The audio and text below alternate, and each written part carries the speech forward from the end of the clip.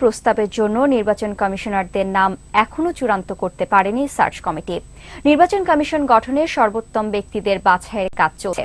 Supreme court জাজেস লাউঞ্জে search কমিটির বৈঠক শেষে সাংবাদিকদের এ তথ্য জানান মন্ত্রিপরিষদের অতিরিক্ত সচিব। আগামী 6 ফেব্রুয়ারি আবারও কমিটির বৈঠক বসবে। বিস্তারিত জানাচ্ছেন রিয়াজ সুমন। পূর্ব নির্ধারিত বৈঠকে যোগ দিতে বিকেল 4টার পর থেকে একে একে আসতে থাকেন সার্চ কমিটির সদস্যরা। বিকেল 5টার দিকে সুপ্রিম কোর্টের জাজেস লাউঞ্জে বসে বৈঠক। আপিল বিভাগের বিচারপতি সৈয়দ মাহমুদ হোসেনের নেতৃত্বাধীন সার্চ কমিটির বৈঠক চলে টানা 1.5 ঘণ্টা। বৈঠক শেষে মন্ত্রিপরিষদ বিভাগের অতিরিক্ত সচিব সাংবাদিকদের বলেন, নির্বাচন কমিশন গঠনে পর্যালোচনার প্রয়োজন রয়েছে। বিশিষ্টজনদের মতামত পর্যালোচনা চলছে। এটি আরও পর্যালোচনার প্রয়োজন রয়েছে বলে কমিটি মনে করে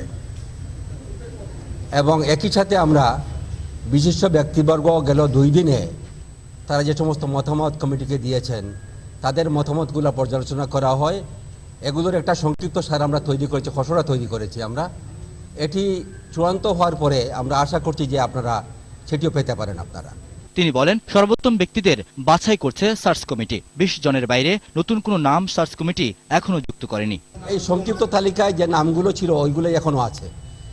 তথ্যাদি সংগ্রহ করা হচ্ছে, এখনো কিছু বাকি আছে, কিছু প্রশ্ন ছিল, এগুলো আবার আমরা সংগ্রহ করব, আবার পরবর্তী মিটিংয়ে এটা দেয়া হবে এবং তারা পর্যালোচনা করবে। এটি নিশ্চিত করে বলা যাবে না যে এরপরেও এটা বিবেচনার জন্য নতুন নাম আসবে না, এটা ঠিক বলা যাচ্ছে না। আগামী 6 ফেব্রুয়ারি বিকেল 5টায় একই জায়গায় বৈঠক করবে সার্চ কমিটি। এরপর আগামী 8 ফেব্রুয়ারির মধ্যে সার্চ কমিটি চূড়ান্ত তালিকা রাষ্ট্রপতির কাছে পেশ করবে বলে জানান তিনি।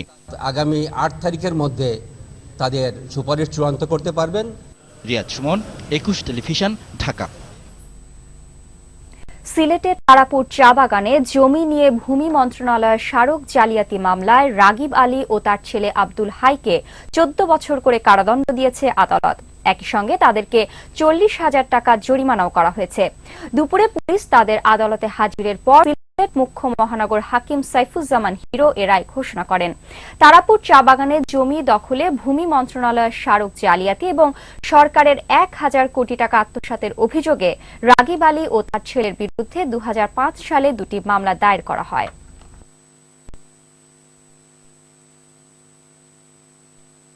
বিচারপতি যে জাজমেন্ট দিয়েছেন সেই জাজমেন্টের আলোকে আমরা এই মামলার পুনর্জাগরণ করে মামলা তদন্ত করে চার্জশিট দেওয়ার পরে মামলা সাহিত্য করে প্রধান বিচারপতি যে জাজমেন্ট দিয়েছেন সেই আলোকেই আমরা সেই মামলা সক্ষম হয়েছি।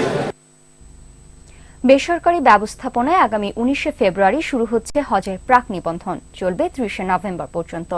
বৃহস্পতিবার রাজধানীর এক সংবাদ সম্মেলনে হজ এজেন্টগুলোর সংগঠন হাবের সভাপতি ইব্রাহিম বাহার একথা জানান।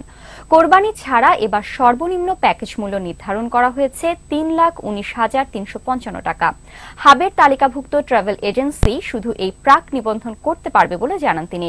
হজ যাত্রীদের জন্য বাংলাদেশ বিমান ও সৌদি এয়ারলাইন্স ছাড়াও অন্যান্য বিমান সেবার দাবি জানান হাব সভাপতি। এবারে জানাবো বাণিজ্য সংবাদ।